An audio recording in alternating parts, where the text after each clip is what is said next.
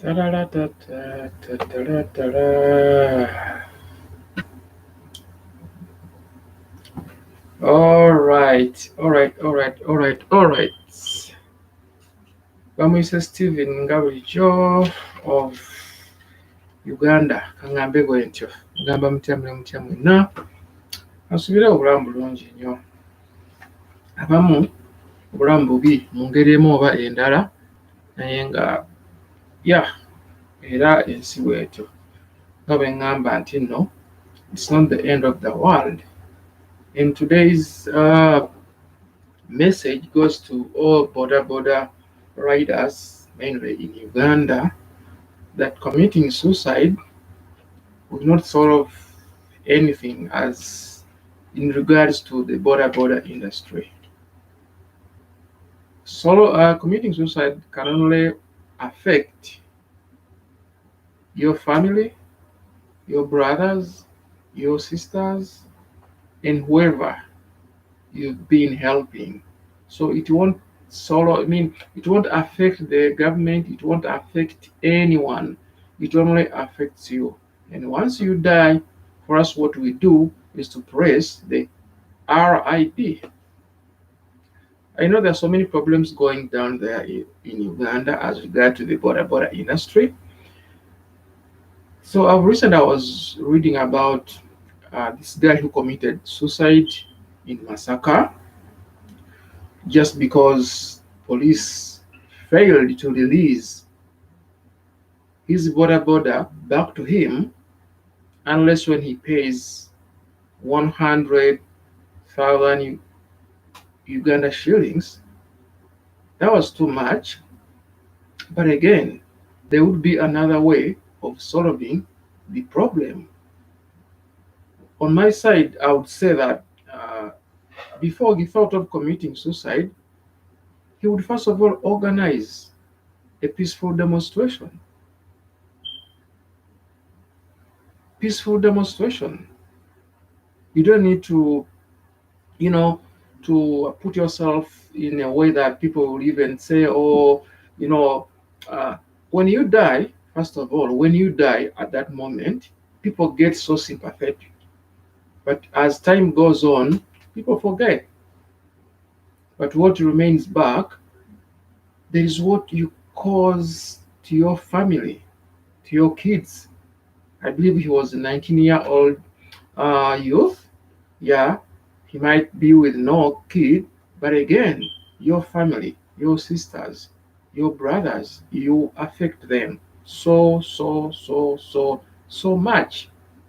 So before you think of committing suicide, before you think of making anything stupid, because to myself, I would say that was a very stupid idea. I know people get problems. Getting that money is really so hard, especially these days in Uganda. But you could organize a strike, a peaceful demonstration, walk to the police station in demand for the release of the boda, without even, causing death to yourself. You die, people press RIP, and the government goes on. The police goes on. Nothing stops. Your life is at end. People will mention about you 1 day, 2 days, a week, a month. Thereafter, completely you gone. You've seen so many people being in the news for over a month, but after that, you're gone. Take an example of the late Major General Kasire Gwanga. He's nowhere in the newspaper. So my brothers, before you think of something stupid like committing suicide, think of what you're leaving back. I was listening to Radio Simba today this morning here, and I had a group of bodas around Uganda also saying that if this is what we've gone to, so the government is likely to hear many people, committing suicide, many bodas committing suicide all over the country just because of that. Yeah, I know you in deep pain. I am in pain because I have brothers, I have many friends in boda industry. But when you die, you gone. You gone. I'm telling you, you gone. We've seen so many prominent people in Uganda dying, and I mean, within a few days, they go off the topic. Nobody will be like, "Oh, my son, my brother, my whoever died." So, I mean, I'm going to be paying the newspaper to print this out for almost a year. No, once you're gone, people forget. They do other businesses. So to me, I first of all disagree with police asking money to release people's belongings like that. The border. If you follow the story back, I mean, you find that the guy was already at home. So these guys picked the border from his home. He was already home. You know, I don't know. I don't even understand. People are trying their best to say that they pull themselves away from the poverty in uh, security organs, push them back. So I would first of all call upon whoever is concerned about this. I would first of all send my message to the DPC of Masaka. Please make a follow up, make an investigation over this.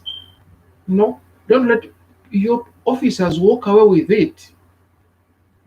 It's against the law to ask, I mean, to bribe, I mean, to get a bribe. If you know that, okay, you got the border because the curfew was like over, and you know that the gentleman committed an offense, there's no way why you guys will be asking money for him. You understand? It pays nothing to release back his border. So I condemn the act of grabbing borders without no proper reason. I personally, I personally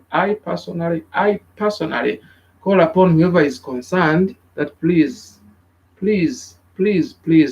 help our brothers, help uh, our fellow friends, help our Ugandans, so that such kind of suicide doesn't happen again. Please. But again, to you, my brothers, the borders, committing suicide will not help, will not solve any problem. Will not. There's a way of killing a rat. There are so many ways you can go through, but please, committing suicide will not solve anything. Will not solve anything. Once you die, you're gone. Thank you very much.